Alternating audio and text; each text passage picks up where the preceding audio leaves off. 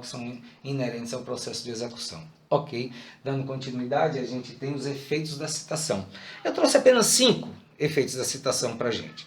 Deixa eu sair aqui um pouquinho para poder ficar mais claro. A luz da câmera fica mudando um pouquinho aqui, me deixa mais escurinho, me deixa mais clarinho, me deixa mais escurinho, me deixa mais clarinho.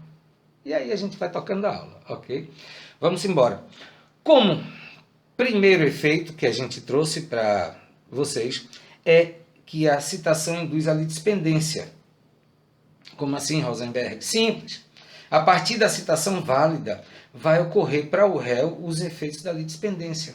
Para o réu, todos os efeitos da litispendência. Então, aquela lide, ela já está totalmente vinculada e formada. Houve a citação válida, houve a composição perfeita do polo, ele já tem que ingressar com a sua defesa, o autor com a réplica, então houve a litispendência. Se por acaso uma das partes quiser litigar sobre assunto semelhante, o processo novo terá que ser apenso a esse. E se for a mesma ação, como eu já vi, e já falei sobre isso com vocês em sala de aula, e se for processo semelhante, esse processo ele vai ter que ser tramitado naquela vara, porque se por acaso cair em outra vara, tem que haver a redistribuição para aquela, porque há uma litispendência, há uma lide pendente, há um litígio pendente de julgamento, de pronunciamento do judiciário, né? Lembram lá, atos processuais, os pronunciamentos dos juízes, quais são? Ninguém me responde aqui. Tá vendo como eu sinto falta de sala de aula? Ok. Torna a coisa litigiosa. A litigiosidade decorre da citação válida, faz manter o bem jurídico atrelado ao deslinde da causa, segundo Luiz Rodrigues Vanbier. Então, a citação válida ela torna a coisa litigiosa. Aquele bem da vida que está sendo perseguido naquele processo está atrelado àquela demanda e ele não pode ser desvinculado dela, salvo com uma decisão processual final, que é a aprovação da sentença, que é o que mata o processo. Lembram? Extinção do processo? Pois é. A bala que mata o processo é a caneta do magistrado. Se lembrem disso, através da aprovação da sentença. Ocorre a preclusão para o autor. Então, por que ocorre a preclusão para o autor? Vocês se lembram daquela linha do tempo do processo que a gente costuma fazer em sala de aula? Perfeito? Aquela linha do tempo processual, ela diz o seguinte: protocolada a ação com a petição inicial, beleza? Começou o processo. Aí, vamos lá, vamos tratar de uma ação de conhecimento. Normalzinha, toda bonitinha, audiência de autocomposição ou não, vamos supor que tenha havido audiência de autocomposição e a partir dali se estabeleceu o prazo para a apresentação da defesa. Isso aí é em se tratando de uma ação de conhecimento. Mas vamos supor que o autor, ao propor a ação de conhecimento, já chegou lá e disse, não quero audiência de autocomposição. Aí o réu foi citado e intimado da realização da audiência de autocomposição, que é obrigatória. Mas aí o réu, faltando mais de 10 dias ainda para a realização da audiência, foi lá e disse, eu também não quero audiência de autocomposição. Recebeu a citação, foi lá e disse, não quero. Pronto, protocolou uma petição.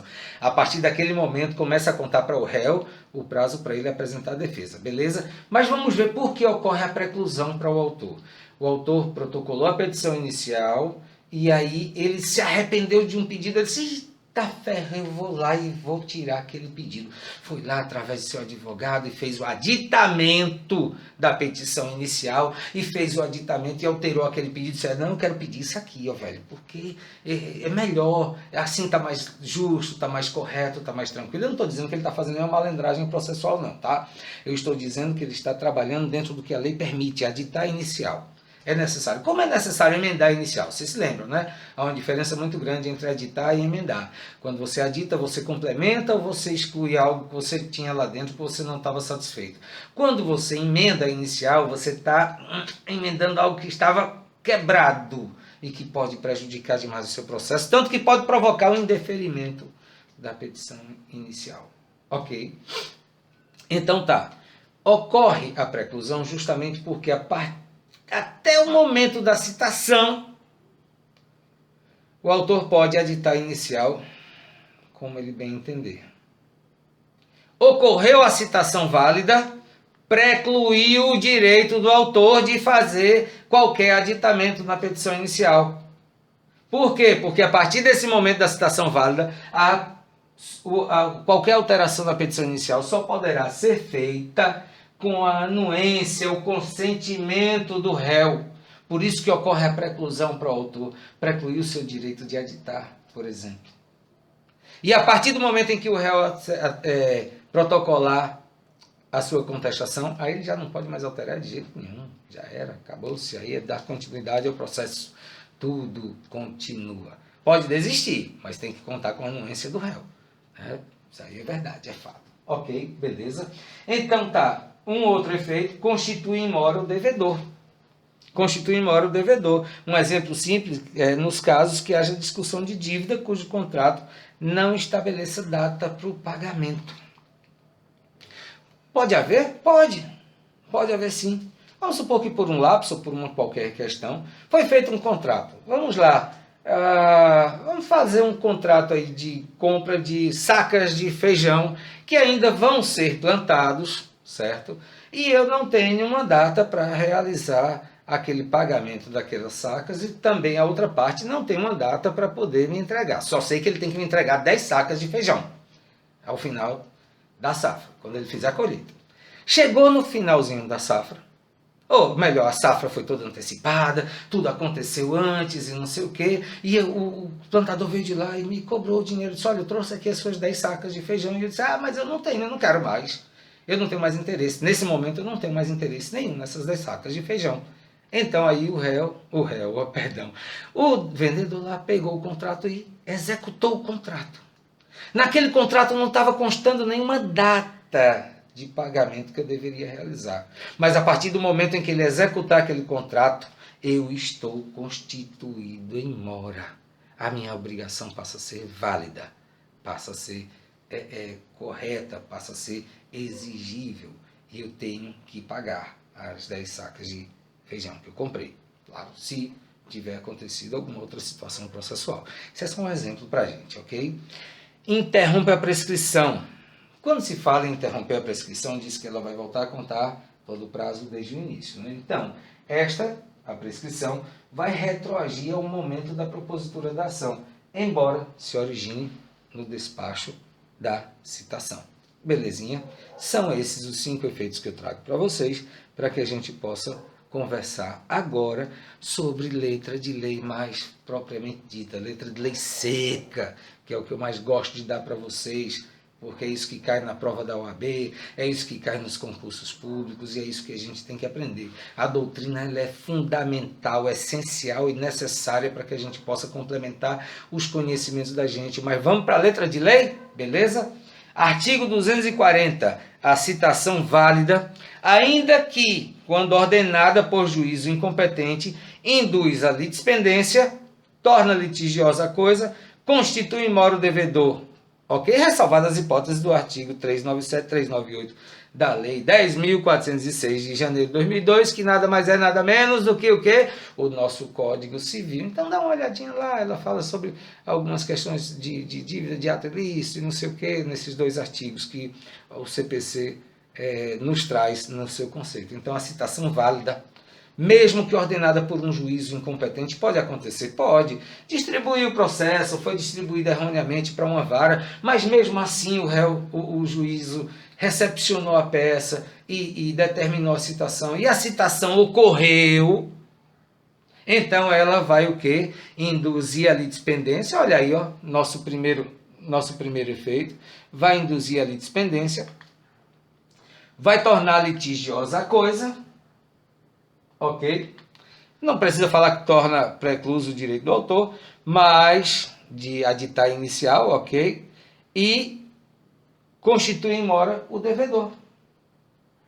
Perfeito? Tranquilo? Deu para a gente entender? Ok. Interrompe a prescrição, ok? E traz mais alguns efeitos. Por exemplo, quando o parágrafo 1º vira para a gente e diz: incumbe ao autor adotar no prazo de 10 dias as providências necessárias para viabilizar a citação, sob pena de não se aplicar o disposto no artigo 1º, que perdão, eu esqueci de ler o artigo 1º para você, o parágrafo 1º, tá ok?